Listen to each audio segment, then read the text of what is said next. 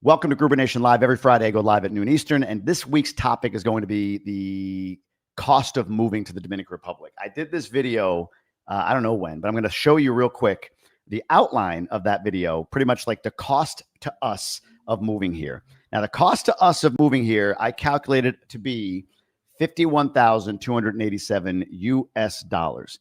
$51,287 US dollars. I'd be curious for all of you. Does that sound crazy? Does that sound reasonable? Can you quickly go like, yeah, I could see that, or no? Now, here's the one caveat. Family of four. I can only speak from my own experience. Moving as a family of four, it cost us $51,287. What I'm going to do is go through that. I'm going to go through how we could have mitigated some of that to make it less expensive. What I can't do, I can't go through every scenario like, oh, well, I'm a retired guy, or we're just a couple. We don't have kids, or our kids are homeschooled, or whatever. So you have to, as I go through this here in a second, you all have to figure out for you, like, does it not apply? A lot of different scenarios. No way I can cover every single scenario, but it'll give you the gist of like, hey, look, from blank, like we're going to move to DR. Yeah, my wife's Dominican, but she hasn't lived here as an adult. We didn't come down and do a scouting trip, which I would recommend you do. Lesson for us. So we just sort of like, okay, let's shoot from the hip here, and here's how we're going to do it. So keep that in mind as we go through this. But the total cost to move, all of our expenses from $1, booking a flight, all the way to when we landed here and got a place that first month to live and all of that, $51,287. I'm wondering if that sounds reasonable, not reasonable, right on, low, high to you. And remember, family of four. Our kids were 7 and 4. Our two boys were 7 and 4 when we moved. What are your thoughts? And then I'm going to dive in. I'm going to show you how that's calculated here in a second, but I want some thoughts from you. So we've got, what do we have here? We got some more folks coming in from Asua. I like that. Antonio Asua. Perfect. That's a good spot. I feel like you are from DR at this point. You know way more about DR than most Dominicans. Omar, I appreciate that. Here's my take on that. I'm humbled by it. I'll never pretend to be something I'm not. And I have 3 years experience for some people. Some may not have any. There's people with more experience. There's people with less living here. And honestly, like I hope all of you know this. Like I share my perspective, right? Just my perspective only. It's how I'm living. That's why I'm talking about, hey, look, I'm going to share my expenses, and then we'll walk through and see how that looks for you guys. William, housing, the cost. We're going to get into that as part of the budget. So what do you guys think? $51,287. That sound higher, lower, right on with what you would think it would cost to move here? Let me know. U.S. Air Force retired veteran, born in DR. Your videos got me thinking about moving back. Amazing. Appreciate that, as Osvaldo, and thank you for your service. Doug, Blue Mall, Santiago, Dajabon. There you go. Or Santo Domingo, I should say. Dajabon. I think Doug is in Santiago. That's why I said Santiago, like a Freudian slip there. All right. So let me show you how I calculated my expenses moving here, my moving expenses coming down. And I'm going to go line by line through this. And then I actually have something else I'm going to show you. We're going to work together through how we can drop this down to around or maybe less than $5,000 for anybody, even a family of four. Let me get rid of this one thing here real quick. I don't like that little welcome thing chattering in the background. While I'm looking for that to get rid of it, where are you? Welcome thing. Here it is. Please hit the like button, subscribe. If you hit the like button, if you hit it, tap it a bunch of times, it'll get more reach for the video. It'll get more people on here, which I would really appreciate. All right, let me go back to the comments so I can see you guys. Get rid of that, and here we're going to go. So here's the deal. Let me get rid of these two. One-way flight. So here's what we did. We booked 4 first-class one-way flights on Delta from Detroit through Atlanta down to Punta Cana. Now, why did I do first class? A couple of reasons. Number one is, and be honest with you, like, hey, look, the price difference was like $1,000, first class versus coach, and it was like a big deal for us. So I wanted it to be celebratory. I wanted it to be fun. Like, let's go first class. We're gonna be moving to DR for 1 year. That was our thought. 1 year. That's what we're going to come down for. So let's do it. Let's do it well. The extra $1,000, hell with it. Let's go. But that was only one reason. The other reason was that on first class Delta, you can get, I'm going to say, more than 2 per person checked bags. We did 10. So that's like 2.5 per person. And you can get up to 70 pounds. And it's included in the airfare, right? So if you're moving for a period of time where you want to check a whole bunch of bags, we got 70 pounds. We got 10 bags. And we didn't have to pay for them because they come as part of the first class ticket. So the cost offset, like if you thought about what we would have to ship, what we'd have to pay for bags if we're in coach and like it really wasn't that much of a cost difference. And I think it's a good hack depending on what airline and what they offer and how much they allow in poundage and bags and all that good stuff. The first class ticket was great. Now, what I did, I remember looking at every date I could find. We didn't have a hard date we had to move. So we picked It ended up being August 23rd. That was the cheapest day for flying, and the cheapest day for first class flights that day. So for first class was $3,000. So that's the first expense we had. We also spent $1,000 transporting ourselves from our home to the airport in Detroit, which is about an hour. Plus there was we stayed at a hotel at the airport that night because we had an early flight. And then once we got to DR, we got a bus to take us to our Airbnb, which was in Cap Cana. Now, why did we get a bus? 2 reasons. Again, wanted to make it fun, first class, all of that. But the other reason was really practical. Like, we didn't have enough friends to take us, especially from Detroit. Like we weren't from Michigan. So to ask 3 people to load up 10 bags in the back of 3 cars to drive us down to the airport at whatever time was just too much to ask. So instead, we rented a bus because they could fit 10 bags, and they barely fit the 10 bags and us in it. 10 70-pound bags is a lot to ship, so we paid for transportation both ways. I'm going to show you how that could be eliminated. When we got here, we checked into an Airbnb for 2 months. It was in Cap Cana. So we stayed in a place called Green Village. We got a villa there. It's where I learned, for me, that I don't think Cap Cana is a place we would want to live. It's just too quiet. Maybe better for retired folks, but like there's no kids around. There's no community there. It just didn't feel like the right spot. And today it's gotten a little better, but not exponentially. So I would still stand on that. I don't know that Cap Cana is great for a family yet. Some things they're doing there that I think will get them there. But that's what we did. So we got an Airbnb. Again, guys, like kind of coming in blind. We had come down to visit my wife's family in Higüey for years. We had come down to go to a resort. We would do a little of that, but we never like, where are we going to live? And we have kids now. Like, what's the safest? Everything you research, Cap Cana, super safe. And it is, but it's also overly secluded for us as a family. And we found other places down here that we like better. So the Airbnb for us was like, let's do that so we can figure out the lay of the land before we commit to something for the rest of the year. So we spent that $6,000, 2 months in an Airbnb. Then when we did find the house that we wanted, this is where you don't hire family, folks. We let our family know what our max budget would be. We let a family member who is a realtor know what our max budget per month would be. Like, hey, we're going to be here for only 10 more months. We can go up to $4,000 a month for a house. And we found that that was not a crazy amount. And this isn't in Cap Cana. Not a crazy amount for the neighborhood that we wanted to be in. $4,000 a month for a house. It's a big house, more than we needed, but still in a great neighborhood where there's a ton of stuff for the kids. We're going to be here only 10 more months, we thought. So let's do that. The issue is we told them our budget is up to $4,000. They went right to the people and said they'll pay $4,000, right? Like, that's why I say be careful hiring family. Like, family isn't always your best friend. And they didn't do it intentionally, but they're just like, whatever. Yeah, we'll get you a place $4,000. Somebody professional we could hold more accountable. We can't hold them accountable. They're a family member. One of the things you'll learn here if you move here to rent is that the deposit here is 2 months rent. So if you're going to rent, if you guys can see what I'm talking about, if you're going to rent a house for $4,000 a month, you got to pay $8,000 in deposits plus the first month rent. So that's $12,000 right out of the gate. The $4,000 rent plus the $8,000 deposit. This is actually an expense we did kind of well on in the first year, and that is getting a car. I say buy a car. They don't really have leases here, and renting a car you can, but you probably could add up over time. We went to my wife's half brother who has a little car dealership and explained like, hey, can we get a car? We got like a RAV4 for a year. And he said, yeah, this is how much it would cost for insurance and to have the car for the year. So we paid up front $6,600 to kind of lease a car. We'll talk about this here as we go through the expenses again. Then came school. We had no idea what school tuition would be, to be honest with you. We just assumed, like many of you might, or many of you have in the past, that it's DR. It's cheap. It's inexpensive. So how much could it really be? Like, we could probably handle it. This was the low end, $15,000 for 2 kids. That was the low end, $7,000 per kid. We went to a Montessori school. It was inexpensive. There's no air conditioning in that school. And it was good. It was fine. But as we've switched out and looked at other schools, like now, you got to bump that up by about $5,000. That's for 2 kids. It's going to be closer to 20, just so you know, if you're going to a bilingual private school in Punta Cana. And to be clear here, this is Punta Cana, but this could be Santiago. This could be Santo Domingo. It could be anywhere in the country. It really depends on where you go. There's bubbles in all of it. There's places that are more expensive than others in all parts of the country. It's not like if you don't go to Punta Cana, you avoid these expenses. If you don't go to Punta Cana, you can find these expenses or you can find other expenses. But the same in Punta Cana. You can find Spanish-only speaking schools for way less, like a couple grand a year, right? Like, you can find way less. I'm explaining my budget. And for some of you, this might be what you're looking to do. So a bilingual private school education was $15,000 out of the jump. Then there was Health insurance, which I actually added this in for the purposes of demonstration. We didn't buy health insurance when we first got here. Had we gotten health insurance, it would have been $3,000 for the year. Now it's closer to $4,000 for the year. So heads up on that.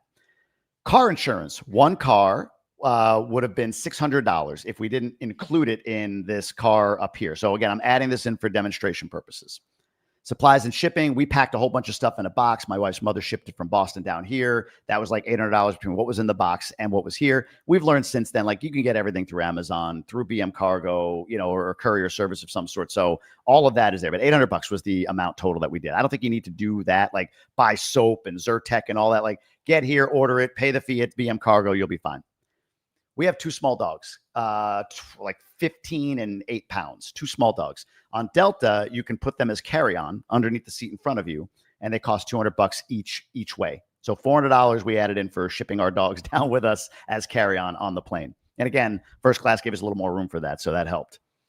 Groceries, once we got here, like, you know, when you get here, you got to buy spices. You got to buy all the stuff that you might have, like that you don't replenish often. So it's a bigger shop that first time, so $500.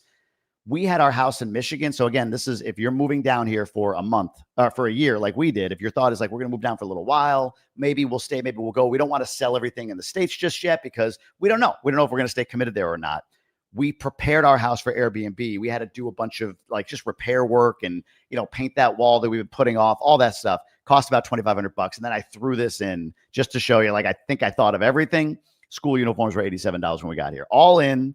51,487. 51,487. I want to hear from you. What seems unreasonable for a family of 4 on that list? And then we're going to switch over. We're going to go through and we're going to work together on getting this down under 5,000. I think we can do it, or around 5,000. But what seems unreasonable to you on that list? What seems like I would never have? That seems crazy. That was dumb. Like, I'm not saying, you're not calling me dumb. I get it. But like some of this might be like, oh, I could see why you would have done that. I'm not like that. Then don't say anything. But if you're like, I would have never done an Airbnb. I would have never done a first class flight. I don't want to take that much stuff. And we could talk about it because maybe I can explain our logic and maybe it helps. I'm not sure. So let me know what you guys think. Drop that in the chat. I'm going to see what comments are up here. Luis, Jamie, when your iced coffee podcast? Well, I can tell you right now, I don't have iced coffee, but I do have some Starbucks right here. And it's not coffee because I don't like coffee that much. It's a chai latte because I'm very poppy. Foo-foo, I like to say. Let's see. Thank you for all the info you share with us. We appreciate you. Can you please do a cost of living, no rush for a retired single adult? Yeah, I know. We can talk about that. We got time today. I can go as long as you guys want here. So Luis says rent, or no, not Luis. Luminous Blanc says rent. That's something you wouldn't pay, Luminous Blanc? Is that what you mean? I wouldn't pay rent, you would buy, or maybe you already have bought? Is that what you're saying, Luminous? Let me know. And we can talk through it. What else? What else is on your minds? Let's see what this person said. The rent is quite high. It is. It is.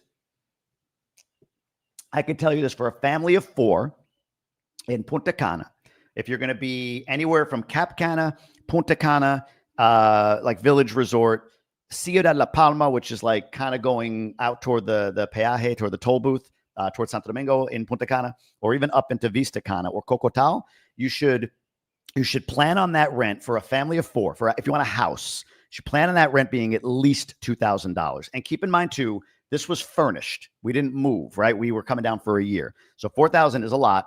It's the going rate in my neighborhood. Actually, that's a little low right now. The going rate for furnished is probably between 4,500 and 5,500 now. And the house was way more than we wanted, but it was again, we were only going to be here 10 months more that was our thought. And we were just like, let's just get in so we can like not take more time out of the experience of our 1 year away. And then we ended up sticking around. But 4,000 is not an unreasonable rent. We moved after 2 years. We moved and downsized to the house I'm in now, which is only 2 bedrooms. It's a 2-bedroom full house, like a single family home.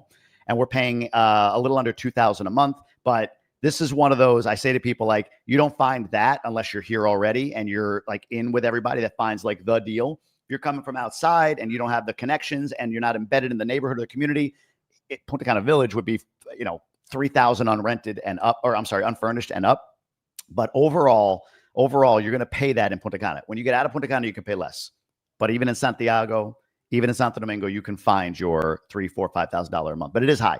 It was more than we expected. Guys, that's the other thing. Keep in mind, like when we moved here, I'll be honest, we kind of came down with an idea of like, we know we're going to pay more. It's an Airbnb and Cap Cana. But DR, man, like how much can it really be? Like the electric bill, what's the electric bill going to be? We only use AC at night. What, $100 a month? It was $600 that first month. So there was a reality. We didn't have meat. right? We didn't have this. Jay, Jonah, Nicole from Harabacoa. We didn't have a lot of people out there talking about being expats in DR and the real cost. Everything was like, I live in DR on $800 a month. This is what a $164 apartment looks like. And there's an image of a beach in the background and all that. Like, that's what it looked like. So I hope to be more honest with you here, and we'll go through it. But yeah, fully furnished definitely makes a little more sense. That should read Deal Killer Bobby. Bobby, what's going on, buddy? Good to see you. First class is the way if you're Dominican, 2 bags and 70 pounds. It's funny. Like, again, we were coming for a year, right? So we were leaving our house as is, and we had to put stuff into like locked closets for Airbnb people. That was our plan. But it was hard. As crazy as it sounds, it was really hard to find. It was really hard to decide on what to bring already, because like all of what I have here, guys, you can't see like my whole podcast setup, right? Like I'm a podcaster. That was my core business. So I had to bring all this equipment, which is kind of heavy. So it was already hard to figure out how we're going to get 50 pounds. 70 pounds was relieving, and we still had to make decisions on what to leave. So that was crazy. That was it was a hard decision to come down. There's another point I was going to make on this. First class, Dominican wife, 2 bags, 70 pounds. Oh, about a month after we got here, we had Hurricane Fiona. And again, we don't really know anybody where we are. All my wife's family is in Higüey. So it was a scary evening. The storm was not big as far as like intensity. It was a category 1, but it was very slow, and it blew the roof off our villa in Green Village like early in the night. So I'm running out into like the common area where the water's just coming in because we didn't have like a mop or anything. I had a broom. I'd go out there naked because the water's just coming. I'm like, why get my clothes wet? And I was sweeping the water out into the backyard. But my point is, we prepared for that by bringing a water jug, like a big botellón, into the bedroom with a backpack with all of our essential stuff. And it was like, we just brought 700 pounds of stuff. And really all that matters right now is that backpack and that bottle of water, right? Like it really was perspective in that regard. Let's see what Elvis said. I honestly feel that everything was unnecessarily expensive, even including the flights. There was no need to spend $3,000 on first class transportation. Elvis, I don't disagree. Or Elvia, I don't disagree that it's not necessary, but like, I don't know if you were at the beginning, a couple of things that were financially sort of in mind for us. It was $1,000 more for that flight. It was the cheapest day we could find. We would have spent $2,000 no matter what. So the decision was an extra $1,000. We got an extra 200 pounds worth of stuff, clothing, whatever we had to bring down.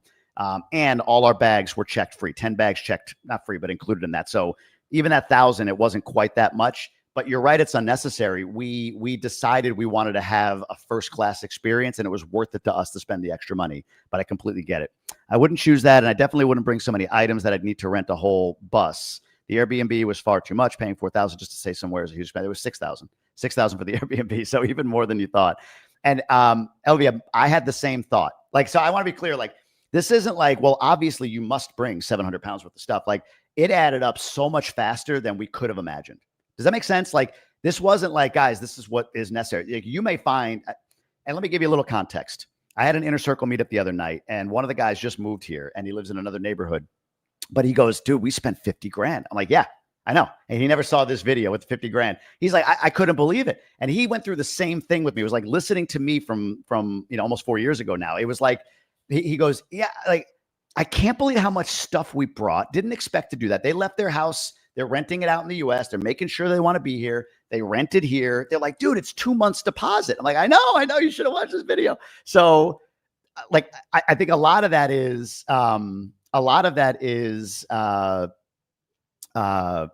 like, until you do it, you don't know. That was at least our experience. Like, nothing in us felt like we took so much stuff. It just was like, well, we need that. We need this. Certain like an allergy thing for our kids, like a big thing. It just takes up a lot of space. So it's not that it was heavy, but it's like, but we got to load up these other bags with like clothes and shoes and stuff, right? So like, it's amazing how when you pack it all up, it's more than what you thought. Let's see. You get what you pay for. That's DR. That's true. I'm here, just wife and me, $1,200 monthly, all in. Biggest expense being rent in the capital. Yeah, without kids, man, you can spend a lot less. You could have done the exact same trip with the same quality, the same level of safety, and still had an amazing time. All around 20,000 potentially. We're going to go through that.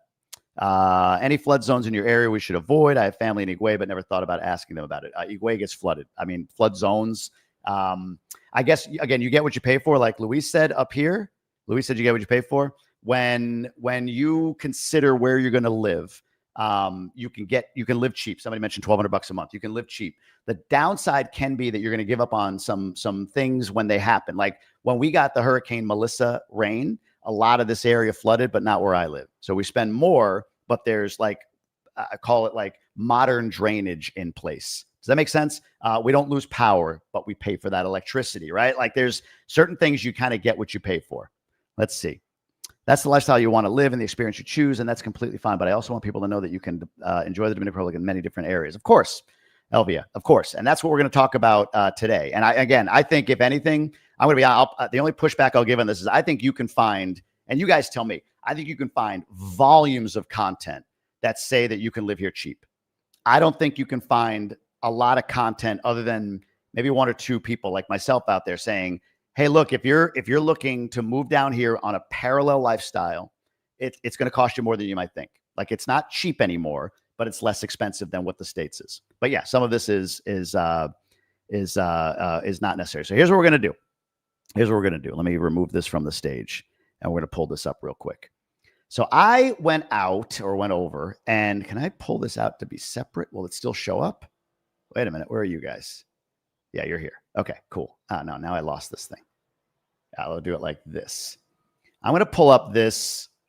This is the budget. This is what we just discussed a moment ago. Let me see if I can kind of shrink this down for me. I'm only on one screen, so I got to maneuver this a little bit. Give me 1 second here, guys. We'll do it like that.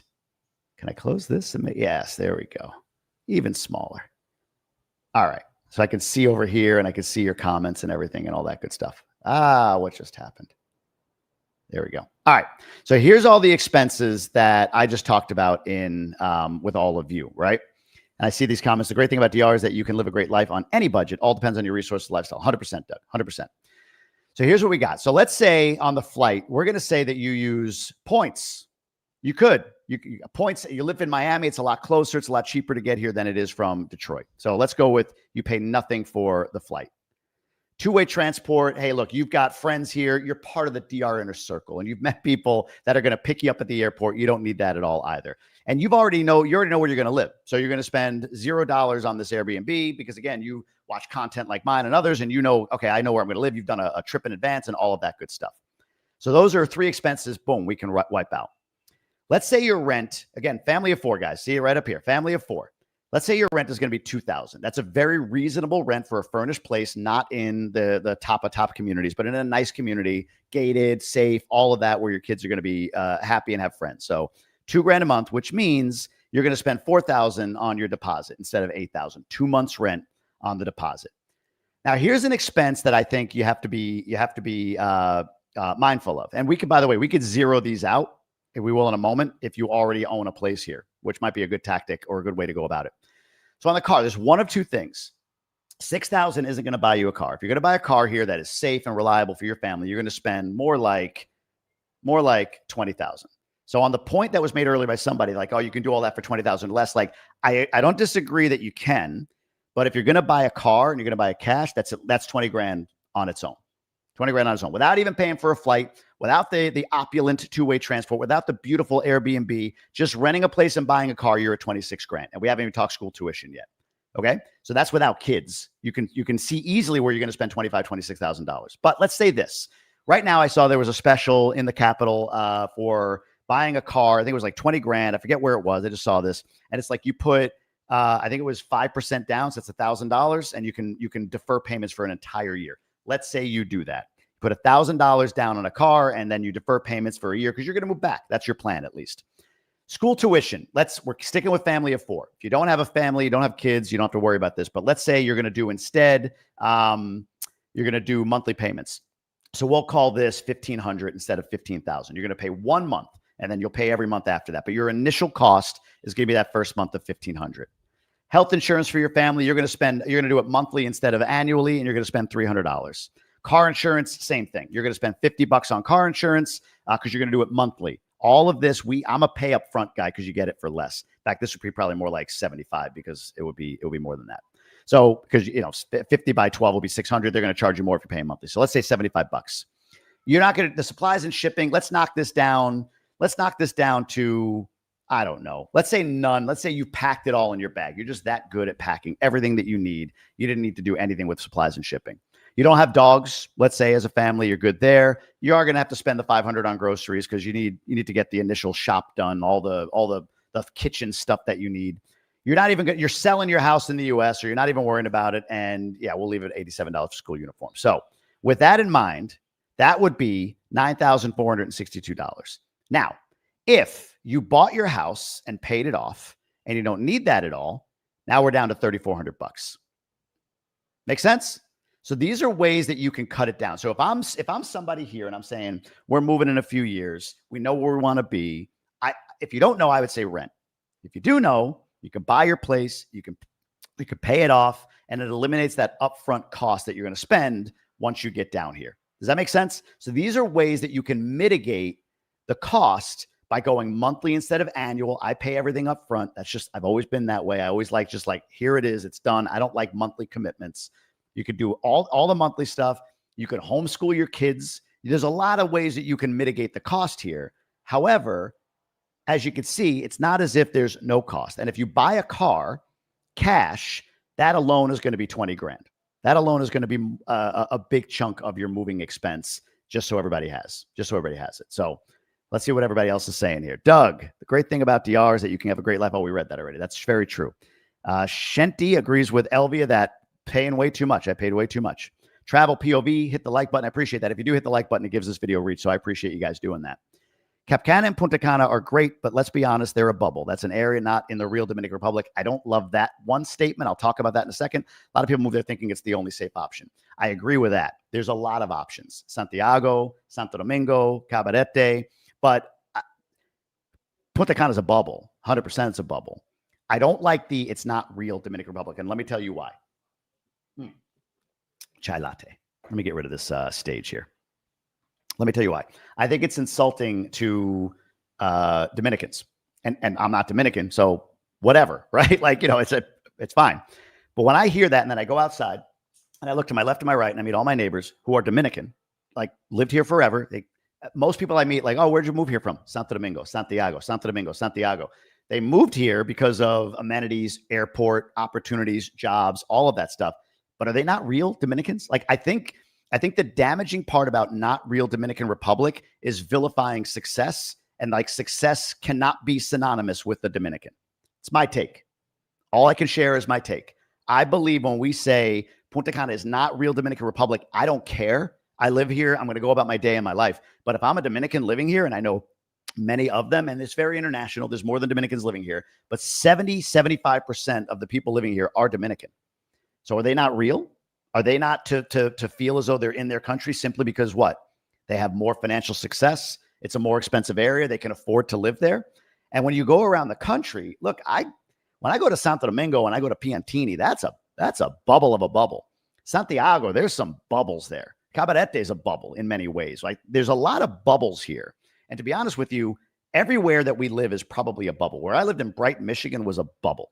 There was a little bedroom community near Ann Arbor, its own little bubble. But I do agree Punta Cana is a bubble. I have to break out of it. At a certain point, we have to get out and go someplace. Like, I'm getting sick of the day-to-day here. We need to go. I'm getting bored, right? In our bubble, we're getting bored. So I agree it's a bubble. I don't like the not real Dominican narrative. It's your call. I mean, anybody can say what they want to say. But I just think if I'm an American in the Hamptons, and somebody said to me, well, you're not a real American because you're in a rich area, if you will, or in an area that's a little bit different than the rest of the country, I'd be insulted as an American. So I'm projecting that on other Dominicans locally to say, like, if I'm a success, and look, my neighbor across the street, she came from nothing, like nothing. And there's plenty of them around here that have, and she pulled herself up. She's been successful. Like, you're not really in the Dominican Republic anymore. I think she would take exception to that. That's my take on it. Okay, let's go back to this. This is crazy. I think we talked about this and we went through, actually, no, let me do this. I got to remove that. Let me do this. We talked about how if you have a family of 4, and we talked about all of this. 51K is a lot of money. It's a ton of money, but I don't see anything on here to me that's crazy, right? It wasn't like, fly private. We paid let's just go through it. We paid an extra grand above what the cost would have been to fly. Actually, maybe a little bit less because we'd had to pay for bags. So let's just say we paid an extra $1,000 there, an extra $1,000 there, and then this right here is an extra $6,000. Let's do it over here. So if I did this, let me go back to this other. Let's play with this a little bit. If I say my flight was $2,000 and my one-way transport is nothing, let me move this over a bit. My rent, I'm still going to rent, but I'm going to rent for $2,000 and I'm going to pay $4,000 in deposit. The car, I'm going to do this. I'm going to do a $1,000 down thing and then like not pay anything for the year. And I'm going to pay monthly on all of this stuff. My groceries, this, that, and the other. I mean, I'm still spending 12 grand. Now, if I'm going to pay any of this stuff up front, which would save me money like tuition, I mean, we're already at 25 grand. If the car is not an option, if you don't find that deal and you got to spend 20 grand, we're already at 43. So, I mean, this might be the most realistically optimized for if you're going to move to Punta Cana or a safe area where you're getting a house and you're going to rent it furnished.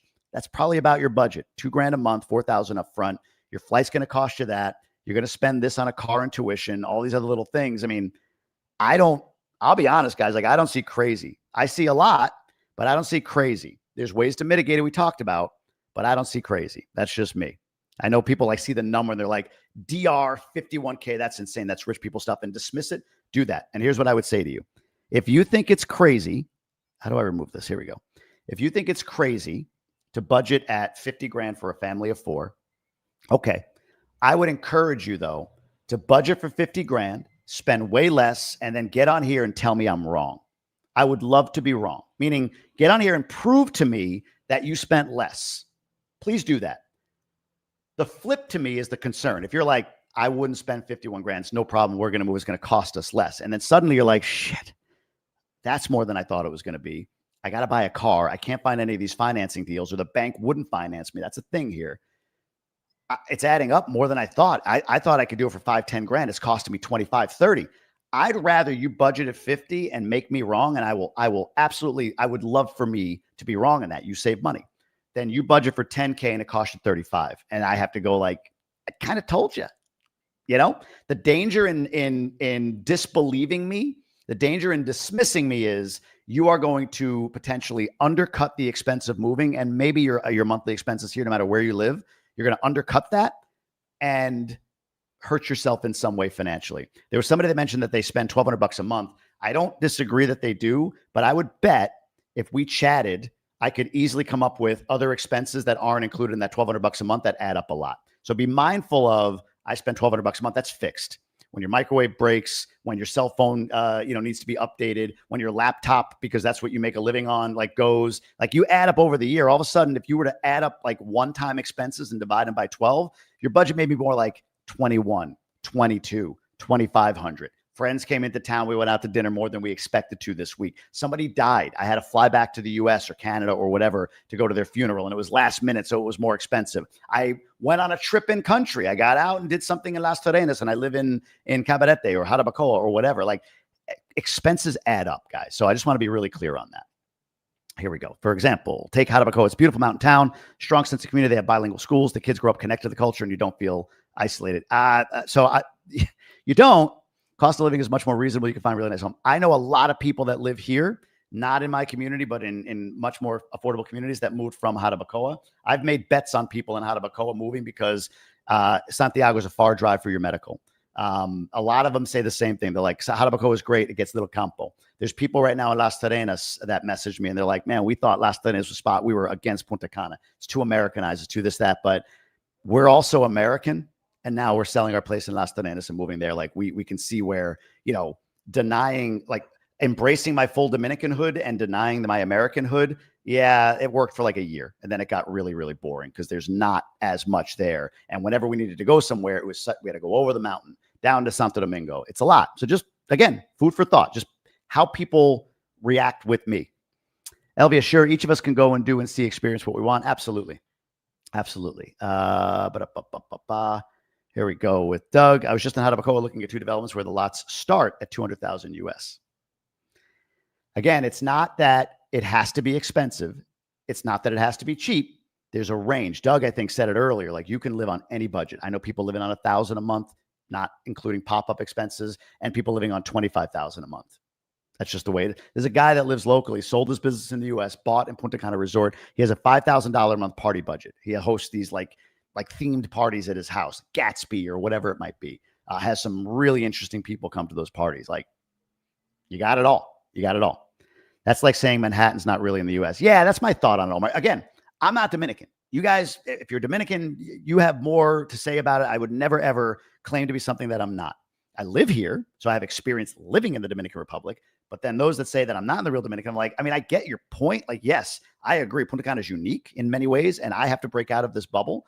But to me, a Dominican living here that's successful, that's kind of like, what do you mean I don't live in my own country? Like, I would take exception to that as an American living in a more affluent area, let's say, if somebody's like, well, that's not America. That's not the real America. You're not connected to the real people. It's like, okay, why can't we all be? Why can't highly successful and Campo, why can't that all be real Dominicans? That's my take. It's like saying the Upper West Side of New York is not New York or even not the United States, right? Yeah, that's kind of my take. That's kind of my take.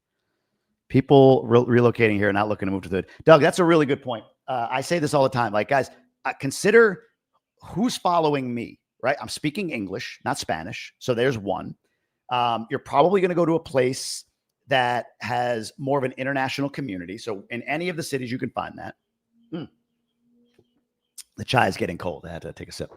In any of the communities, you could find that. Look, guys, I'm an American. I could go to Santo Domingo Cafe, but it's less. The one here near me, I have to go inside and everything. I can just drive through. I got this. Like, that's me. So you're getting it from an American's perspective. You might be Dominican American. My wife would say I'm born Dominican. I'm culturally American because she grew up in the United States from the age of 12. And that was a big realization for her moving back here. Like, we almost lived in Higüey. We were ready to go to Higüey because it's way less expensive. All of her family's there, babysitting, her old school we could put the kids in. But in that process for her, when we were in Cap Cana, it was like, not this, not that, something in the middle, but we need, I'm culturally American. So keep that in mind. Even language for her, like, she speaks Spanish as a first language, but like adult Spanish, reading leases, like, she's like, I left when I was 12. I learned all my legal language in English. So coming back here, she's like, now I'm good, 3 years in, 4 years in. But in the beginning, like reading lease, I'm like, I don't know these words. And a lot of people have echoed that. But people following me are saying, I want to live somewhat parallel. Jamie, I may not want to live in like Casa de Campo, granted, but I also don't want to live in the hood. I don't want to live in an area where I have bars on my window. I don't want to live in Santo Domingo Este, which is fine, but not maybe where they want to be. Like, I want to be closer to where there's nice things. I want to be in Naco. I want to be in certain neighborhoods in Santiago. I went through a couple weeks ago that are beautiful. I want to be like near the beach in Cabarete, not like off the beach in the Campo. So yeah, Harabacoa even. You could spend good money. Well, I want to be a little bit up the mountain. I want a bit of a view. You're going to spend for that. So it really depends on you. And again, just remember, my audience is American, Canadian, European, mostly Dominican by birth, by heritage, but have American, European sort of westernized roots in some way, shape, or form. We bought a condo in Los Corrales area, still moving there slowly but surely. No kids, no dogs, no car. Our monthly bills are approximately $2,000. Amazing. Good to hear. Very good to hear. If you paid off your car, if you don't have a car, don't have kids, and you paid off the condo, who's that, Robin? Yeah, you could live on less. I did a video on retiring here. I said, look, I think Punta Cana is the best place for 5 reasons. Like, again, this is Western stuff, right? Like, you can flush your toilet paper. Like, if you've ever been to anywhere here, you don't know, you can't do that everywhere. Not that that's a big deal if you're here for a week, a month, but long-term, it's a little like, geez, I just want to flush my toilet paper if you're used to it. Electric doesn't go out, right? There's hot water all the time. Like, certain amenities are here in Punta Cana that you get like routinely that you don't elsewhere. But my point was, for a retired couple, budget $3,000 a month. That was what I said to budget. And I was saying that's so you can live, have a cleaning lady, go out a little bit. You're retired, not barricade in place and spend the least possible. But $3,000, if you pay off your place, buy a car and pay it off, you can have a nice life for $3,000 in Punta Cana. So I don't disagree with this at all. Jamie, $500 in food. That's all. 4 people. Yeah, no, Luis, I might have been a little conservative. I'm just thinking, like, we pick up like allspice and cinnamon and all those things that add up in the beginning. It's probably more. And honestly, guys, like, our grocery bill, it adds up here. It's really tough. It adds up. I shouldn't say it's really tough. We're blessed to be able to do it, but we don't have in Punta Cana, at least not close by, like colmados that we can run to. Our colmado is Nacional. That's where we have to go. So we spend closer to U.S. prices on all of our stuff, even though we try to buy as local as much as possible. I'm saying it's a bubble because only wealthy people live there. Not saying it's a bubble. It's a bubble because it's not immersed in Dominican culture. It's like you're in the country, but not really experiencing the country. Yeah. So there's a woman here who's Dominican, and this like makes her angry. She's like, "Let me show you something. And I can show you too. I'm going to drive. Yes, you're in the Punta Cana, Vista Cana, whatever. You drive up the street, take a right. Every colmado, comedor, car washes, everything you want that you consider real Dominican, that any of us consider real Dominican, is there. I always compare Puerto Plata, Punta Cana like this. Like Puerto Plata, you can step outside into kind of traditional Dominican feel. And you have to drive to the amenities, the big box grocery stores and everything. In Punta Cana, you step outside into the big box amenities, but you a short drive and you're in that Dominican culture, if that makes sense. But that's my take. And again, I think you are experiencing the country because you're in the Dominican Republic, right? Like this is still the Dominican Republic. This is a component of it. Again, if I go to the Hamptons or I go to Las Vegas, I'm experiencing a different thing within the United States. I don't call it not real. It's Vegas.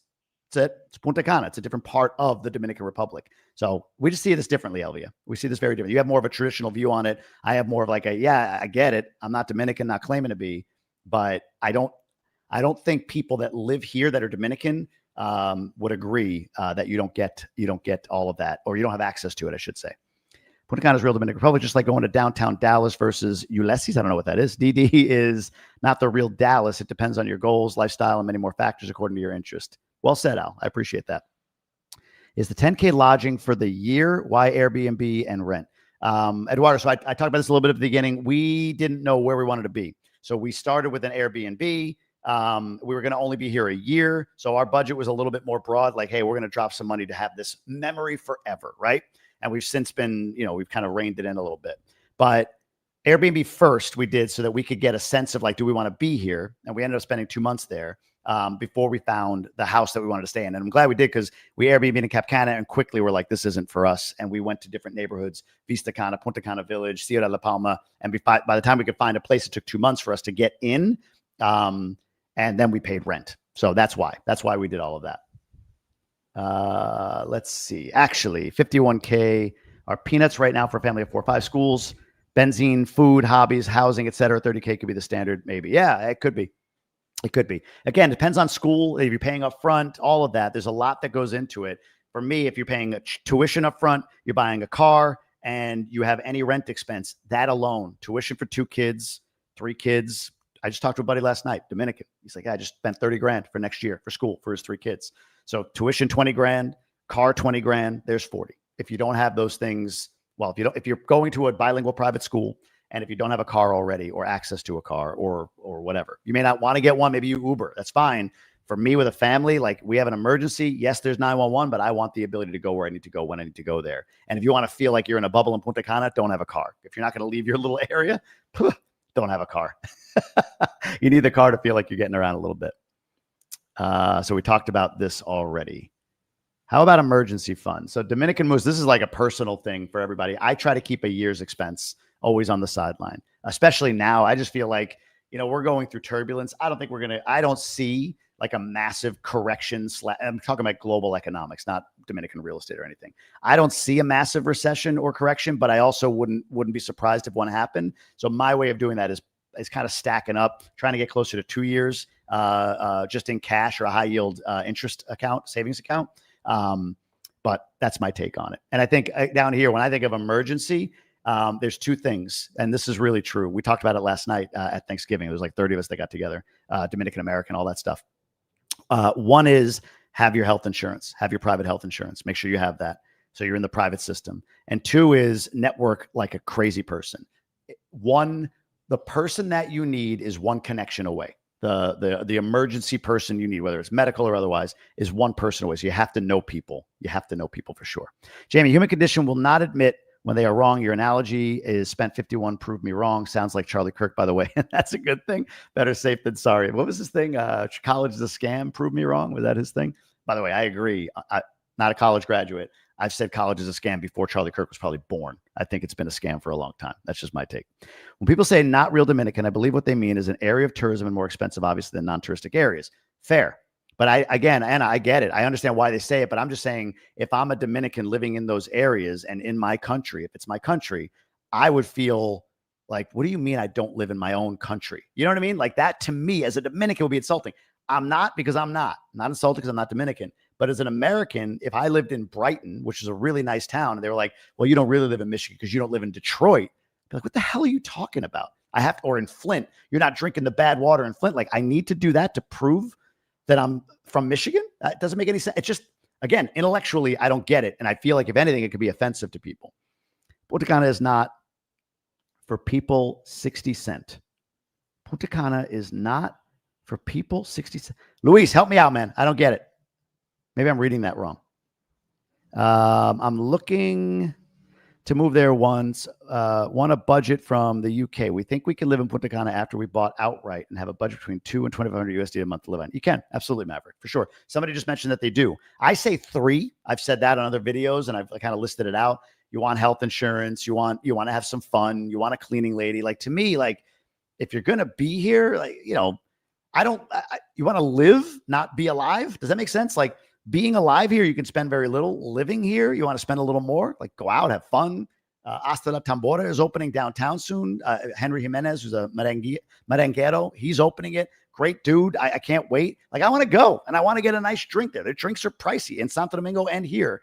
I want to be able to go do that. I want to be like, well, I would go, but I'm going to go to the free bingo night that they just advertised because I have to just kind of, you know, only do the free thing. So be mindful that it's a very social culture, all of it, whether we believe Punta Cana is real Dominican or not. Like Dominicans are a social people and everything's set up to be social. And you want to participate in that. It's to your benefit to participate in that. You'll be safer if you participate in that. The more people you know, the better.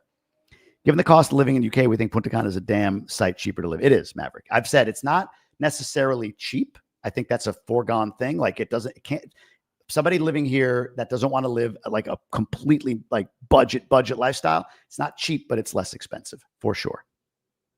There's a drive-through Dominican coffee. Would that be your coffee to go? Potential business if so. There's just not one close to me. This was the easiest one. I went gym and home and I wanted something in between. And this was the quickest, easiest thing I could do. I'm gonna drink a little more. Let's see. Edwin Concepcion. Hello from Chile. Born and raised Dominican here. I love your videos. I appreciate that, Edwin. I appreciate that a lot. Appreciate all of you guys watching. And I love all your perspectives. Like, I hope I'm just saying like, I don't agree with that. That's it. I have this like rule in my comments on YouTube, like challenge the thought, not the person, meaning like people like you're an idiot, da-da-da-da. But like the person who was saying like, you spent too much. I wouldn't have spent that much. Like, cool. I love it. And again, that person also said like, that's not real Dominican. And we had a discussion. It could be good to $2,500 a month. It depends on how many people are you, what type of monthly expenses you are going to have, and having an emergency fund at hand.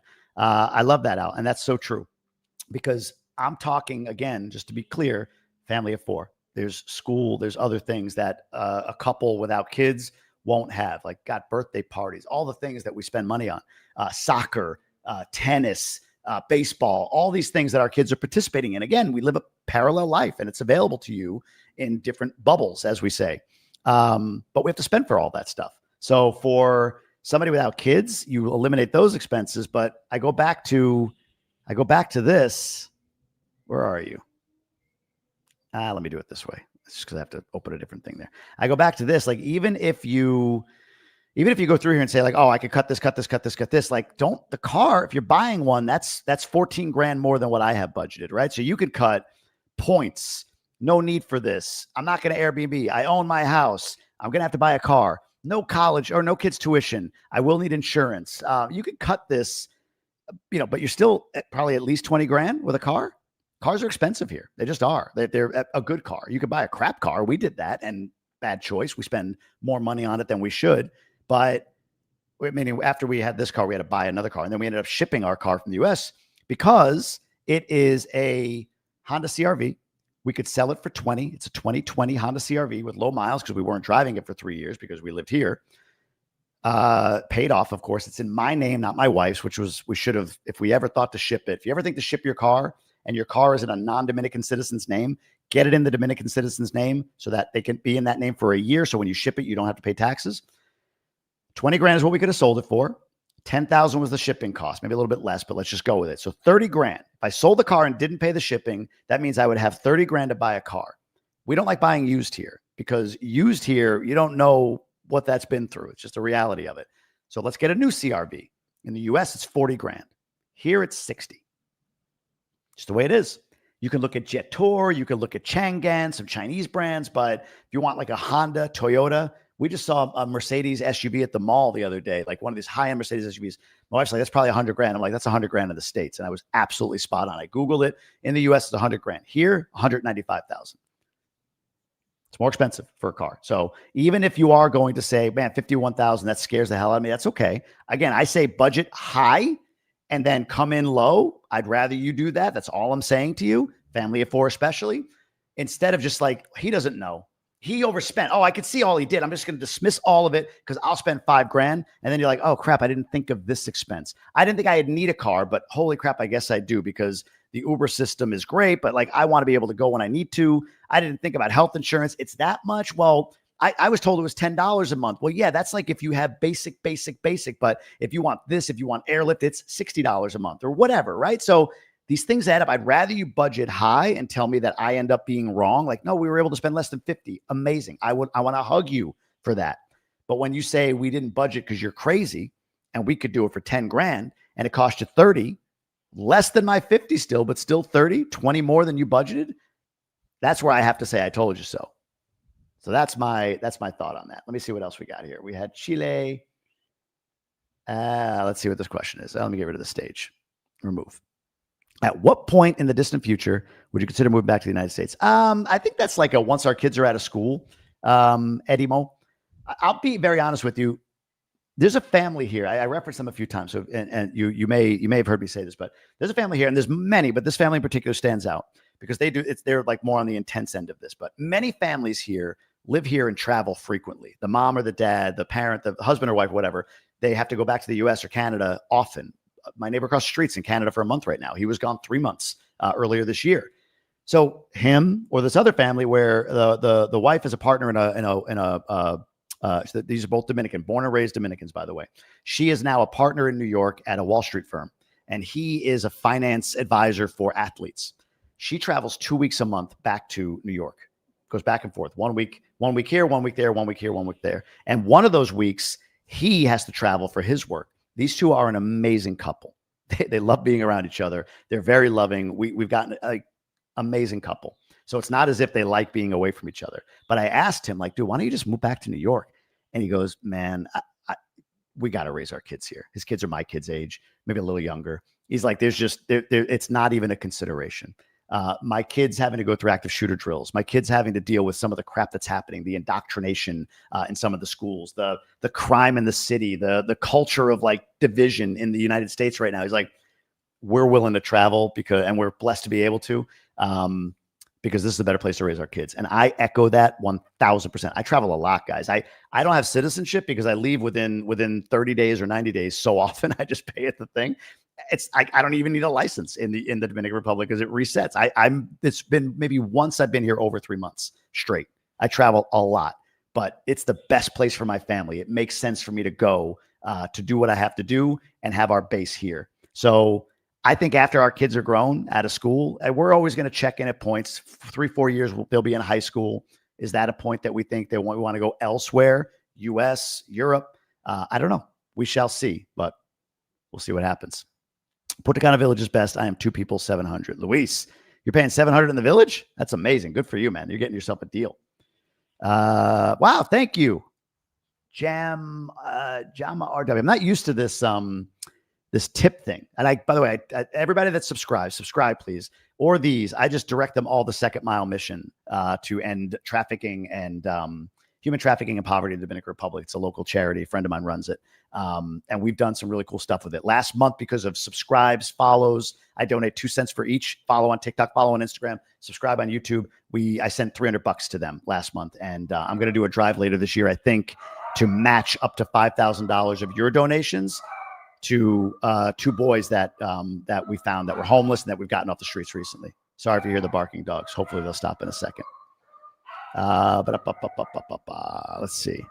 Just myself and my wife, retiring early, no kids. Amazing, Maverick. Congrats to you. What do you think about the success of the digital entertainment in the country? Have you consumed the Dominican version of Big Brother, La Casa de Poke? No, it's just not my kind of show, like Love Island and all that crap, or what are like the Housewives? I don't know. Like I look. Here's what I'll say. I like one of the perks of living here. More chai. One moment, please. One of the perks of living here. And it's funny, our friends from Michigan were just here and they were kind of blown away by it. It is kind of like he for me to, because I know I could see. Walked in the house, go to our housekeeper. She works, Monday through Friday. I'm like, oh, hey, I'm ready for lunch. And she makes me a steak. So I went and did something, and then there's a steak on the table with a knife and a fork. I eat it, and then I bring it back to the countertop, and that's it. It's done, right? I wear black all the time, not because I'm trying to be cool, but like it's an easy choice. Like there's so many decisions to make in a day. I want to make as few as possible. And I also believe, like football, I love my Buffalo Bills. I'm only now starting to watch them again after years, now that my oldest is starting to watch them as well. Like to sit there for 3 hours and watch a game, even if it's for me, while my kids are outside or doing something else. Like, but with my son now, it's like a bonding experience. It's the same with this stuff. Like I consume stuff that I believe makes me better. So I watch a lot of stuff on YouTube. My going live is strategic. I'm learning a lot about the future of AI in this business of being a creator, whether it's in my podcasting business, my US-based membership and event company business, or here, what I'm building here, this little like referral content business that I have here in DR, which I'm leaning further and further and further into. And I appreciate all of you for coming along on that ride. So I haven't watched this stuff, but to answer the question, generally, not just in the country, the idea of personal brand and content creation for the future, to me, is the IP of the future. Goldman Sachs wrote an article where the creator economy will double by 2027 and double again by 2032 to almost $1 trillion in annual value. That's insane. Being in this space is almost like when TV came out in 1924 or wherever the hell it came out, right? Like, having content, no matter what you do, having an audience you serve, very niche, very specific. I know who I speak to. I know, and I can even look at this, like Dominican American, mostly men between 35 and 55 looking to move, repatriate, or invest down here in the Dominican Republic. Most of them make 100 grand a year or more. Like that's my audience. So when I speak to that audience.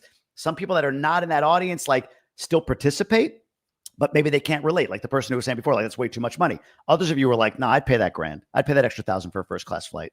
100% for 4 of us, $250 each all day, 70 pounds. I get it. I can see how it would add up. I can see how space becomes a premium because it's awkward packaging, right? You're packing awkward, large, light items and they take up space. So you need more space, all of that. But some of you can't. It's just like, no, man, I can live in the campo. I can sip coffee. I can, whatever. To each their own. But digital entertainment for the future, it's huge. What I'll say about DR is right now, and I'm railing against this with local creators a little bit, not railing, but I'm like trying to kind of get ahead of this.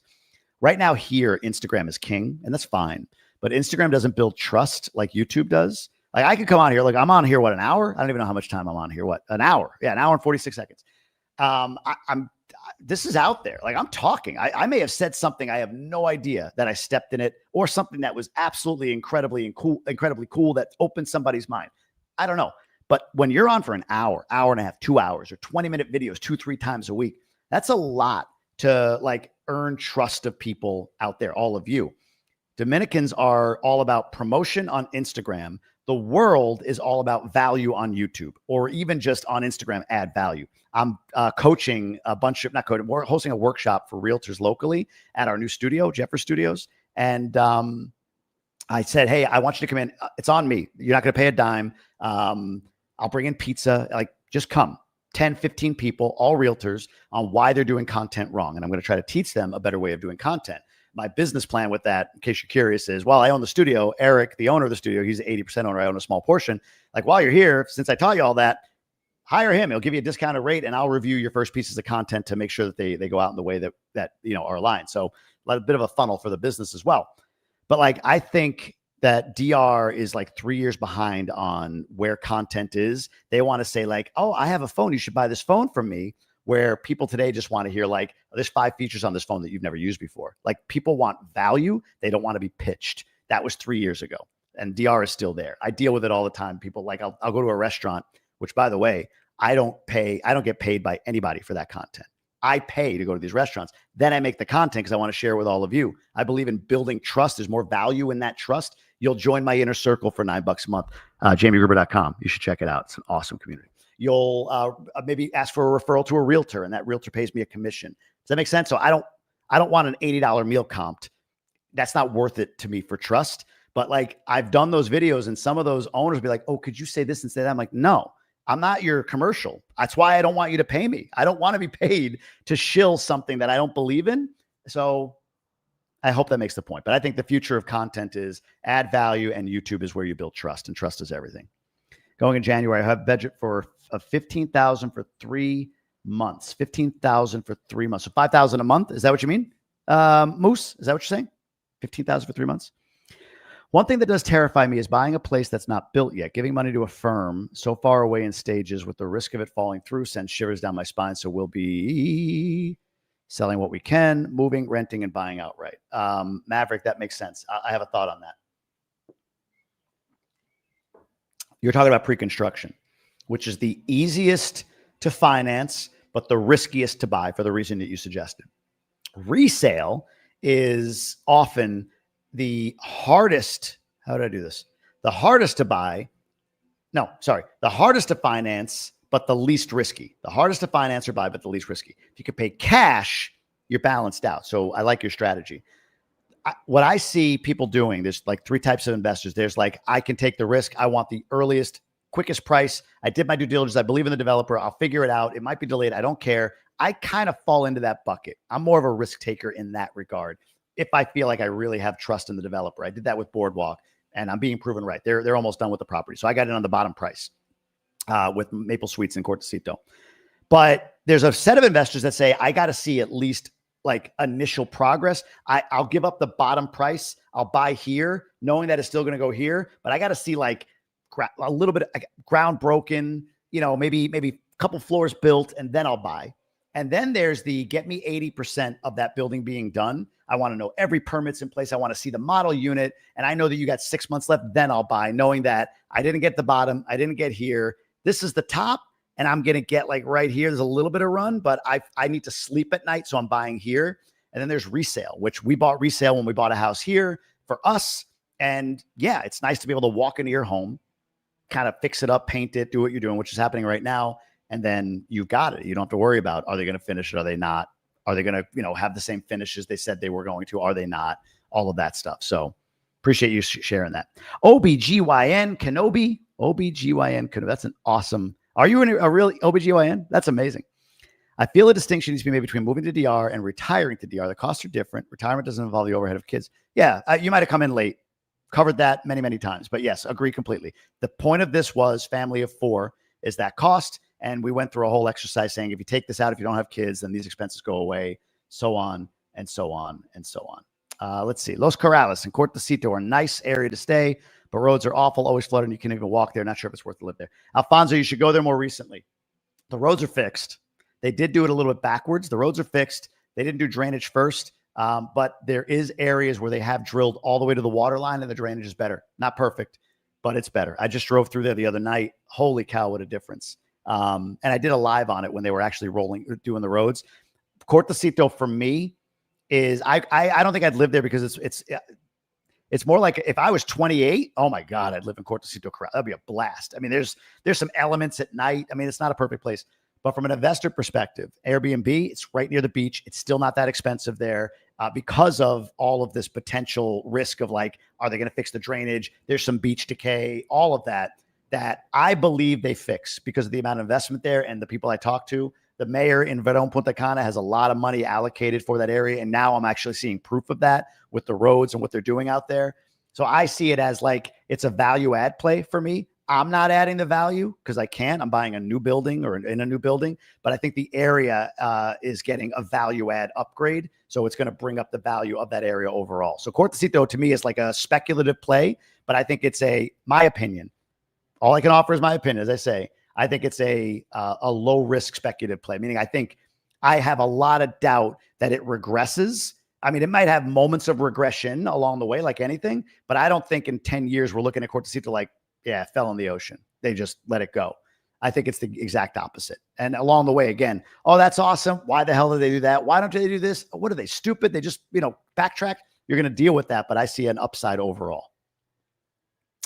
DR does have drive-through coffee. It's called, there's one now. So it's funny to me, like there's a place called Shish Kebab on the Autovia going out to Santo Domingo from Punta Cana. The original one's in La Romana, but they have one like as soon as you pass through the second peaje on the left, there's Shish Kebab. Now, like 10 kilometers later, there's another Shish Kebab and a Starbucks on the highway in a rest stop. So like if you missed the kípes, 10, or you got one and you want another one, 10 kilometers later, you'll be at another Shish Kebab. My voice is getting a little hoarse there. Abi Nader should give the Duarte Prize. Yeah, it's funny. Thank you. I appreciate that. I am definitely happy that I'm not paid by the government. I'm not paid by anybody. I am going to offer some sponsorships through the year end on my YouTube channel because I'm trying to like iron out monetization. I'm going to go cheap, like $250 for a video to sponsor it for 30 minutes. So if you have a business you want to sponsor, message me and we can talk about it. I am looking at different things like that, but I like being like, guys, I had a 21-year job that, I didn't understand until about year 17 how much of my soul was being sucked out of me every year. And it's not anything to do with them. I was a mismatch for being in the job world and I gutted it out for 21 years. I am aggressively anti-compliance with anybody. My buddy brought me to City Place. If you guys are familiar, City Place. I did a tour of it. I think it's coming out Sunday. It's a really good video. Actually, I'm happy with the way the video came out. But he did this tour with me, and he's a developer of the kind of the face of City Place, a place called The Point. So we featured The Point a little bit just because I wanted to, do him a solid and everything. You'll see the video. And I gave him my editor finished it. He sent it to me. I'm like, great. I had him do one more thing. And I sent it to my friend, this Point developer who got me the connection at City Place. I said, yeah, take a look at it. Let me know if you have any questions. And he goes, great. I'm going to send it to City Place. Is that okay? I said, yes. However, all I'm going to hear from them is factual inaccuracies. If I said something inaccurate, fine. But just be clear with them.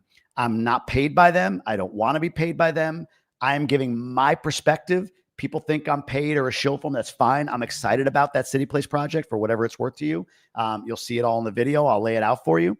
But I felt like a minute and a half voice text. He's like, dude, I get it. But I was just like, look, dude, just tell them I'm not changing anything because they want me to. I'm only changing if they tell me they can prove to me that I said something inaccurate. Like that's not where that's going. That's not the timeline that we told you, whatever. I'll fix an inaccuracy. I am not fixing the content. It's mine. I'm so protective of it.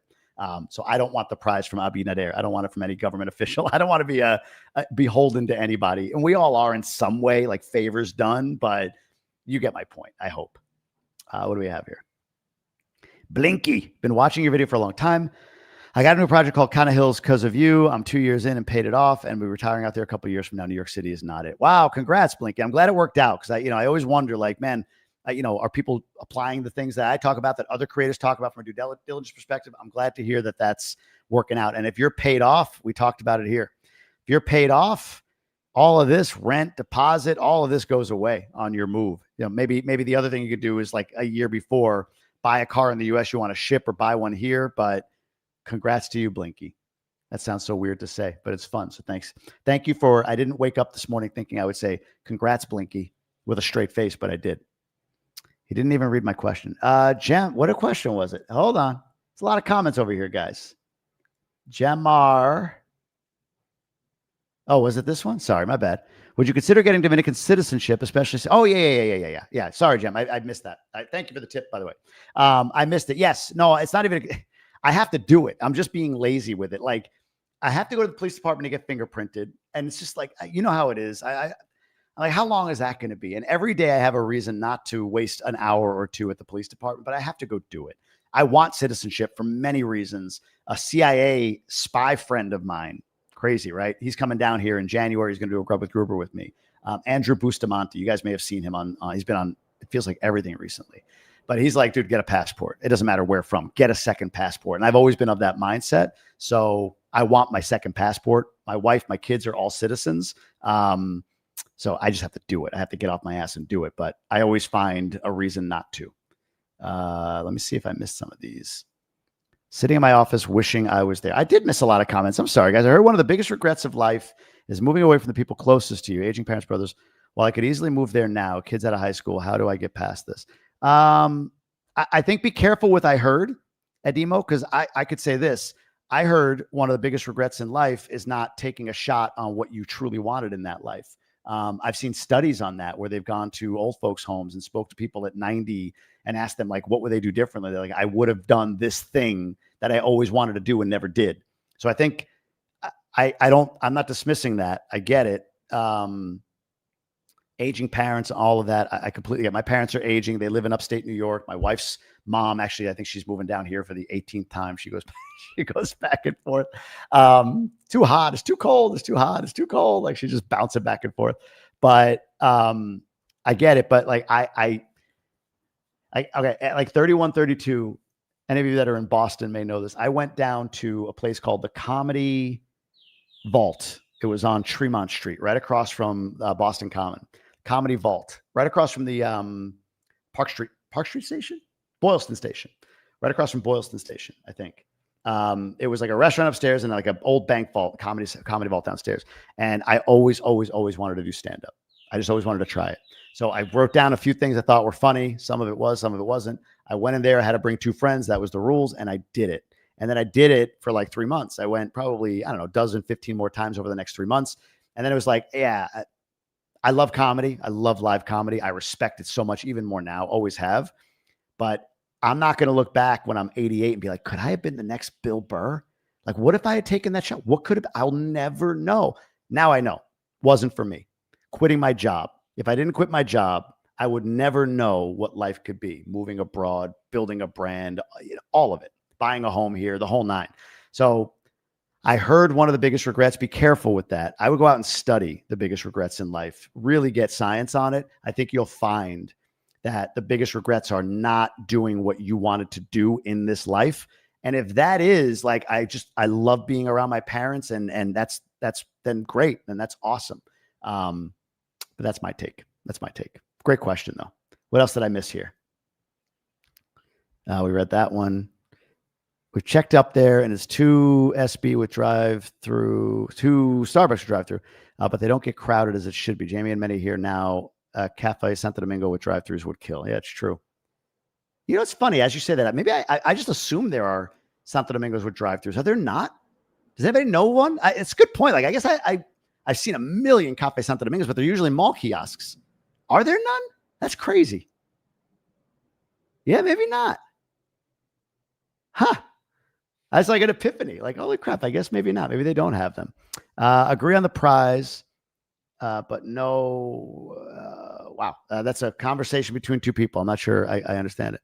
I hear you, but it's a deal breaker on the Aguilas. Oh, you guys are, there's a whole conversation. Let me go down to the bottom here and see what else we got here. Jamie, you're the best expat podcast. Thank you, Luke. Shucks. I get all like goofy weird with that. Thank you, man. I appreciate that. There's some good ones out there, I have to say, but I do my best. I think what I do well, honestly, is I show up a lot. I show up consistently. When people meet me, the biggest compliment is like, dude, you're the same. I love that. I love, being the same, because there are times, I'll be honest, like I've been like out with my kids, guys. I've been out with my, open that out there. I've wanted to kill them, and you can see it in my face. I look like the biggest dick in the world. I just know I do. And in those moments, if somebody recognizes me and doesn't come over to say hi, they're like, that guy looks like an a-hole. Just know that's life. I don't think that's me. I have my moments, don't get me wrong. But the only time I had a negative experience with a guy here was he wouldn't take like a hint, I guess. So look, I get asked a lot, hey man, I'm going to be in town. Love to pick your brain. Love to get coffee, blah, blah, blah.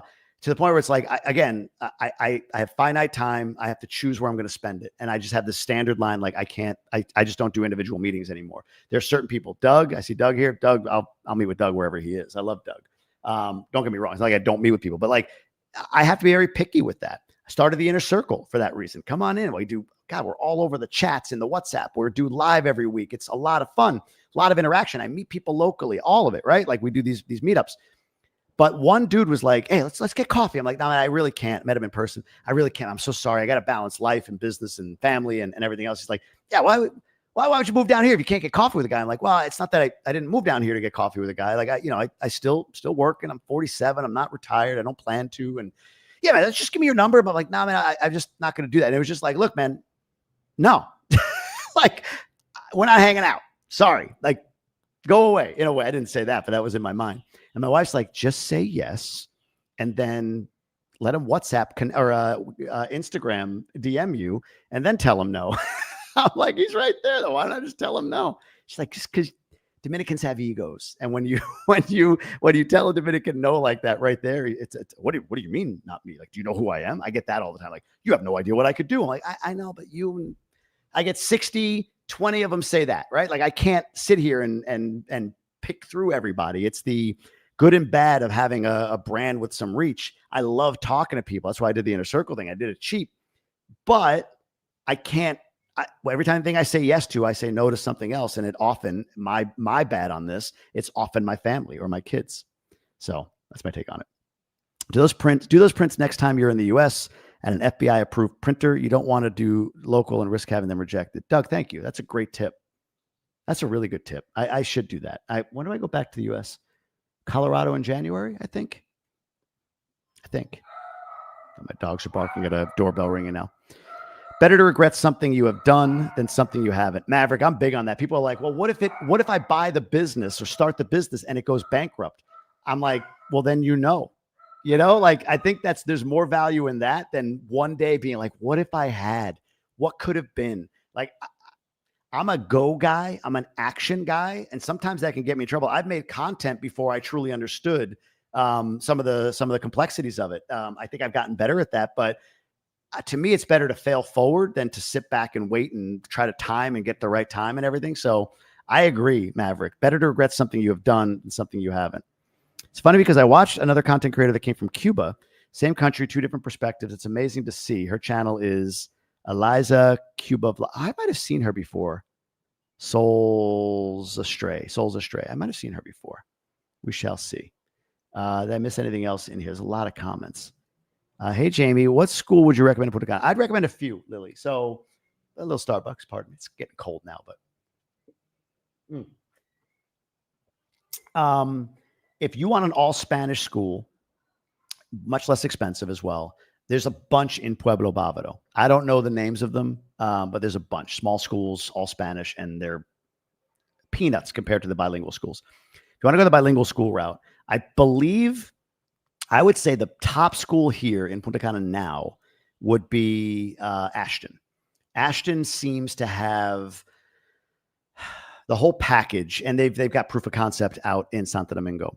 I think Punta Cana International School has done so much recently to like improve the campus. They brought in some really interesting people, like a college placement person from Michigan, ironically.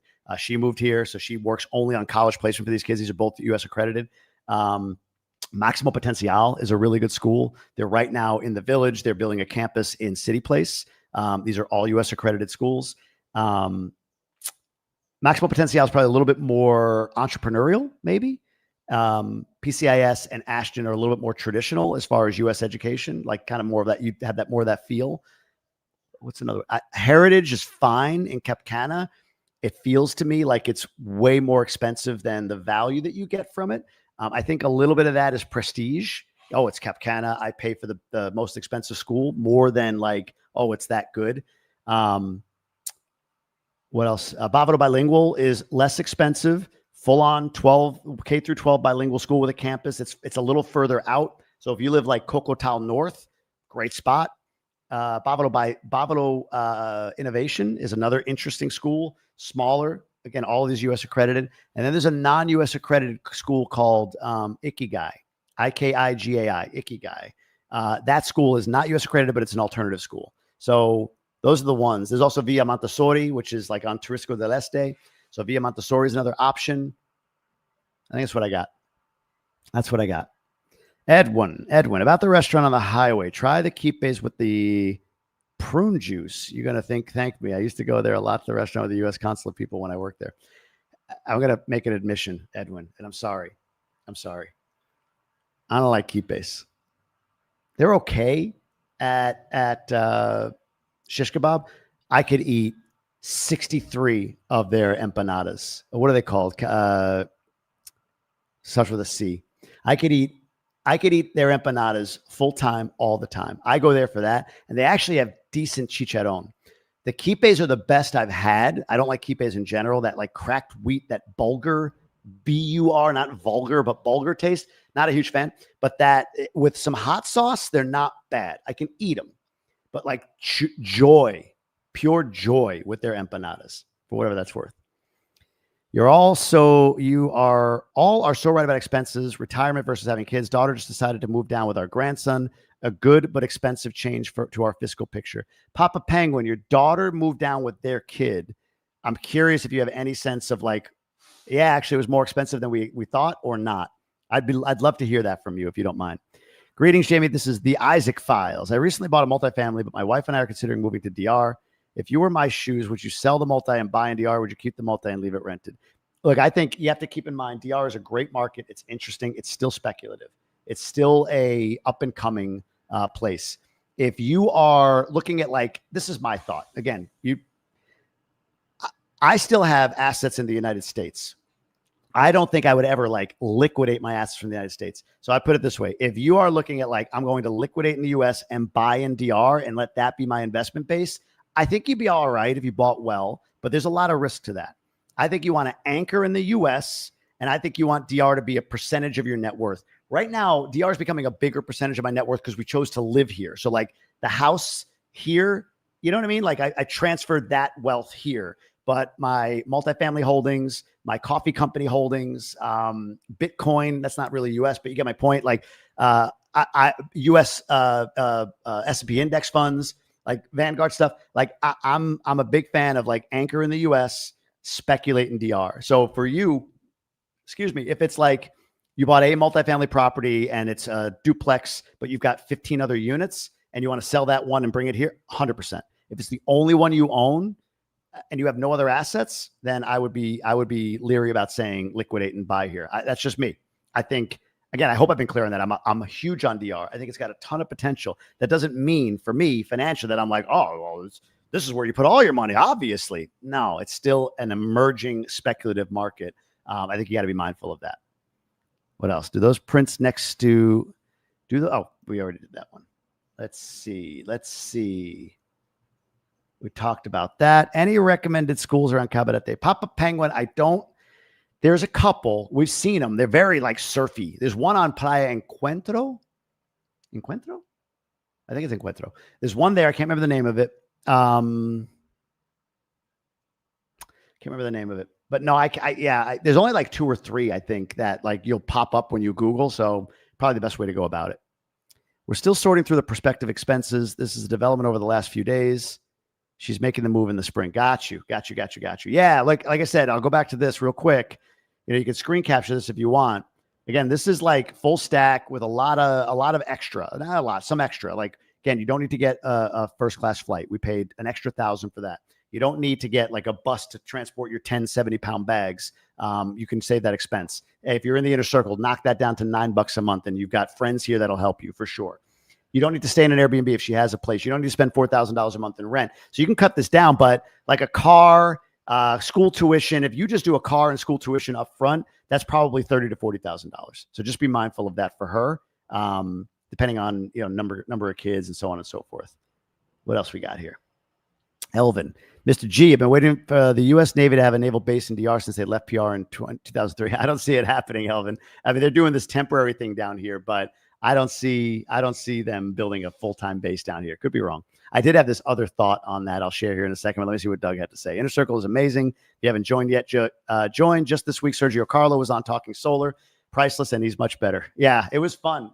Thank you for that, Doug. Guys, look, the Inner Circle to me is a low-risk, low-rent way of jumping in, getting more connection with other people that are moving, investing, or living down here already, and just building your community. I think it's such an asset. And yeah, I got all these questions about solar, and I texted Sergio like right before we launched we do a call every Tuesday at 2 p.m. Eastern.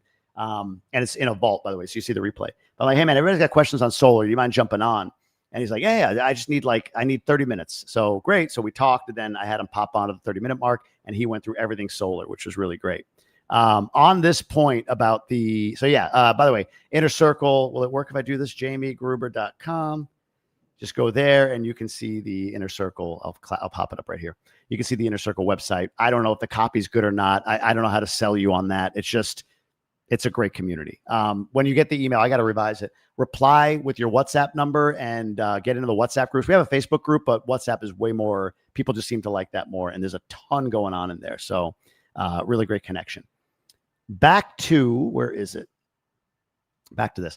I had this thought on the U.S. military getting temporary access to Las Americas and San Isidro base. I think it's called. I think it's Pedernales, that area, for logistics or whatever. Somebody was like, well, why not Puerto Rico? I'm like, well, look, I'm assuming there's already stuff in Puerto Rico. 1, 2, there may be like geographically a better strategic outpost from here than Puerto Rico, even though it's not that far. But the other one, this is my conspiracy theory. I also wonder if there's any, like if this was a discussion with Abinader, if there's any anticipated like, so let's say the U.S. bombs something in Venezuela. If like China funds Venezuela retaliating, is DR assuming that retaliation? I don't think so, but I wonder what you all think about that. If that pops to mind, like that popped in my head, like that could be where DR was like, we think it's low risk, more upside in showing the U.S. that, hey, we're game. I said in my last video, like, you got to play with the U.S. It is. There's going to be a superpower in the world. Like, which one do you want it to be? I'd rather be the U.S. than China. Every superpower is going to bully their way through the world. So the U.S. is the one we have, and they're the best experiment over the last 250 years, even though they're going through a lot of craziness right now.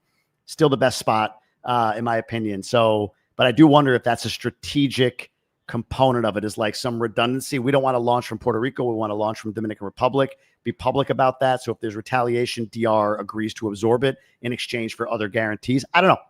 Maybe I'm wrong, but it was a thought that popped into my mind. Inner Circle is a low cost, high return, a lot of knowledge and across access in there. Most importantly, will help you learn what questions to ask. You know, that's a good point. Papa Penguin, I like that, because here's what I said before. The challenge here is you have to ask questions you don't know you need to ask. Like, you know what I mean? Like, I remember going to the pharmacy with a prescription for something like an antibiotic, and it was like a pill form antibiotic. And I went like, do you have this?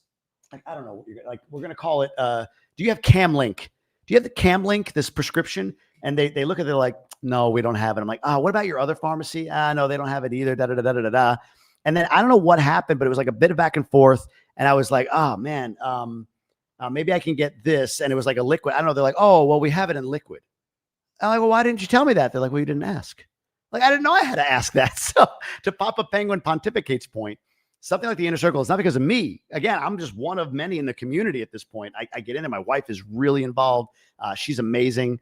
But that's what you learn is like, oh, I didn't know that. I'm glad I asked, because now I know that I need to ask that, whatever, from the furniture store or from the pharmacy or from the doctor or whatever. So Papa Penguin, I really, really appreciate that.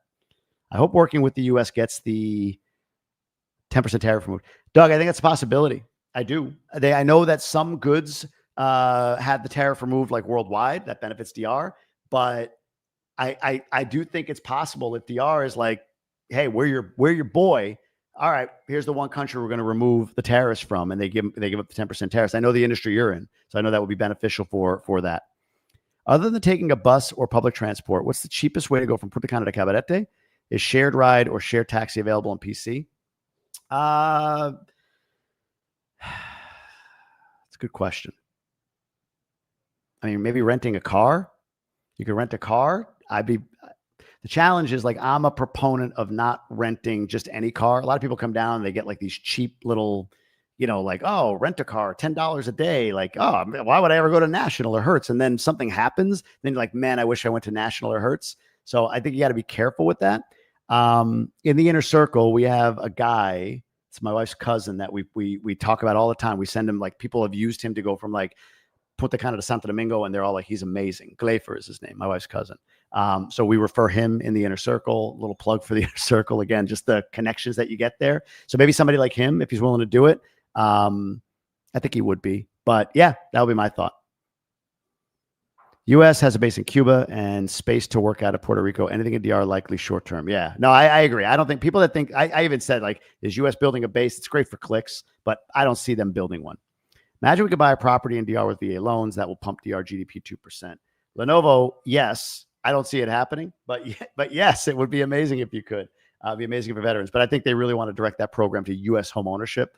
U.S. funds, U.S. military, U.S. home ownership, but who knows what the future holds? Who knows what the future holds for that? I think there's other things. Like I talked again, inner circle discussion. I talked about do I rate, especially going through a mortgage, like, man, what if I raised a fund in the US to give US mortgages to people buying in DR in certain communities, right? A US mortgage experience. We beat it up in the inner circle. It's interesting. We'll have to see what happens. The US Embassy is a big base. Oh, good to know. I haven't been to the US Embassy. Have Meech's prices gone up since October? I don't know, Lily. That's a good question. I'll have to find that out. I honestly don't know. I think they were going to, but I'm not sure. I know they started like the small lots were like 20. I think now they're like 25. The big lot, which I got, was like 71. I think they're like 90 now, but I don't know if they've gone up since then. But fair question. And if you don't know what she's talking about, down in the bottom, you can click on my referral link, and there's one of the referrals in there is to the Legacy Meech's project that I'm investing in, and that I share with it. And I always tell everybody, like, if you decide to go with it, the developer will for sure pay me a referral fee. So heads up on all of that. Let's see what else we got here. All right, quick recap, because I know some of you maybe joined a little bit late. This was a video I did with all the expenses that we incurred moving down here. Then I went over here and I said, look, let me get to it. Hold on. We can go through and cut down some expenses over here for sure. If you do certain things, like maybe you use points for a flight, or you just do the $2,000 versus $3,000. We paid the extra $1,000 for first class. Maybe you've got the inner circle for $9 a month, so you don't need to get a transport when you're down here, and you have friends back in Miami or New York that can take you to the airport. And because you're in the inner circle, you have friends here that can do that. So there's your $9. You don't need the Airbnb. You're going to do $2,000 a month rent, and you're going to put $4,000 down because they require 2 months deposit, but you're going to spend $20,000 on a car, let's say. School tuition, let's say you do it monthly and you pay $1,500 to start. Health insurance, you're going to pay monthly and $300 to start. Car insurance, you're going to pay $75 a month instead of the full $600 for the year. Let's say it's $500 for supplies and shipping. You don't have dogs. Groceries will cost you. That first shop costs you a little bit. You're not prepping your house back in the States, and you're not going to buy uniforms for your kids. That $50,000 can go to $30,000 quickly. If you were to figure out a way to lease a car and maybe spend $1,000 a month on it or whatever, maybe you can get it down to 11. Maybe you've got points for airfare, so you can get it down to 98. I don't know what else you can cut out. If you don't have kids, you can get rid of that. Maybe you already bought your car, you can get rid of that. Maybe you bought your house and you paid for that already outright, you can get rid of those things. Maybe it's only two of you, so it's $100 for health insurance. And then you're down to $1,200, right? So you can get it as low or as high as you want. But for a family of four, I don't think it's unreasonable to say, hey, look, these are some of the things that you're going to have to incur. These are some of the things that you're going to be looking for. And again, guys, right in the top middle of that page, it says it. Family of four. I share my experiences. So that's my take on it. If there's any other questions, drop them over here. Or maybe the takeaway. Like, what's a takeaway that you had? I always like doing this reflection thing. Like, is there something you took away from anything that we talked about that kind of stands out? Because I might be able to build content off of that, like more content, like go deeper, full video, do the research. I can tell you what's coming is a City Place video. I just met with this guy, Andres, who's a Dominican MIT grad, and he built this company, SOS Biotech. You know what's in this? Anybody know what's in this right here?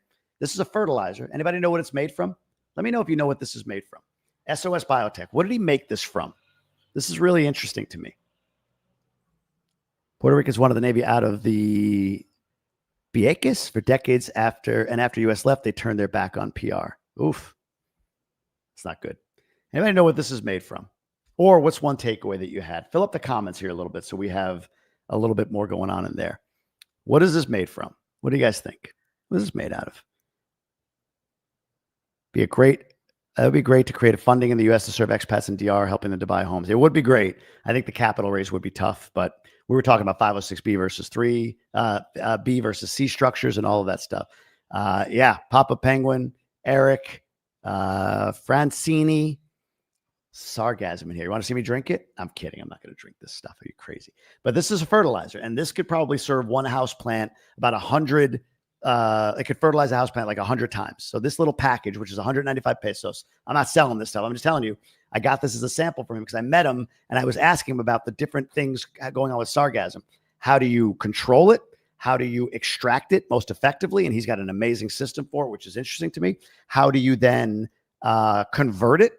And then how do you monetize it, right? Like there's all these different things. I got him and I got the top sargassum expert in the country teed up to be part of a feature I'm going to do on sargassum because I think this is a threat, not this, but sargassum is a threat to you if you're thinking about buying or moving here for sure. A lot of people worry about the impact on the economy here for tourism, for moving and all of that good stuff.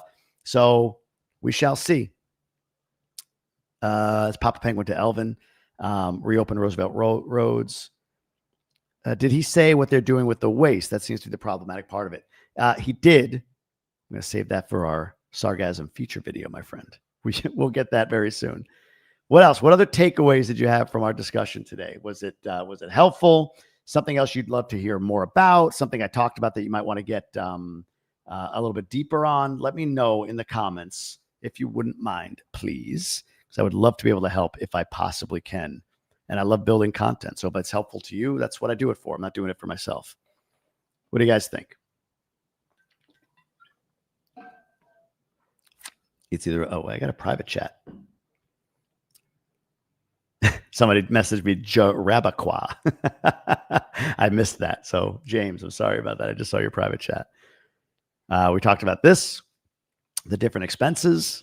We talked about this, different ways you can mitigate those expenses. And we got it all the way down to $1,200. What do you guys think? Anything else you want to know? Papa Penguin said this has been great. So maybe I just leave it there, wrap it up and get out of here for all of you. So I'm going to be live again next Friday. There's a good chance I may increase the number of lives I do a week. I think there's a lot of topics. I think it's a more engaging format than building a video and editing it. So we'll see. But I appreciate y'all being here. I'll see you at least next Friday. Sunday, look for the City Place video. Today, I dropped a video on Pete Hegseth's visit, so it's already on my channel. I hope it's helpful to all of you. Appreciate all of you. Check out jamiegruber.com, The Inner Circle, and subscribe, people. I'll talk to y'all soon.